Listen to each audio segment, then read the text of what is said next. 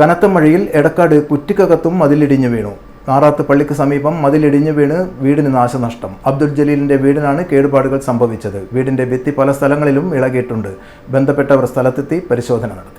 അപ്രതീക്ഷിതമായാണ് ജില്ലയിൽ ഇന്നലെ ഉച്ച മുതൽ മഴ തുടങ്ങിയത്. ഇടിമിന്നലോട് കൂടിയ കനത്ത മഴയായിരുന്നു പലയിടങ്ങളിലും പെയ്തത്. ഒറ്റ മഴയിൽ തന്നെ പല റോഡുകളും നിറഞ്ഞ അവസ്ഥയും ഉണ്ടായിരുന്നു. പല സ്ഥലങ്ങളിലും വെള്ളക്കെട്ട് നിറഞ്ഞത് അപകടത്തിന് വഴിവെച്ചിട്ടുണ്ട്. ഉച്ച മുതൽ തുടങ്ങിയ മഴ നിർത്താതെ രാത്രിയിലും പെയ്തിരുന്നു. ഈ കനത്ത മഴയിലാണ് കുറ്റിക്കകത്ത് വീടിന്റെ പിറകുവശത്തുള്ള മതിൽ തകർന്നു വീണത്. വീഴ്ചയുടെ ആഘാതത്തിൽ കിണറിന്റെ ചുറ്റുമതിലിനും ചുവരിലും കാര്യമായ കേടുപാടുകൾ സംഭവിച്ചു. കിണറിന്റെ ഒരു വശത്തെ ആൾമറ പൂർണ്ണമായും തകർന്ന അവസ്ഥയിലാണുള്ളത്.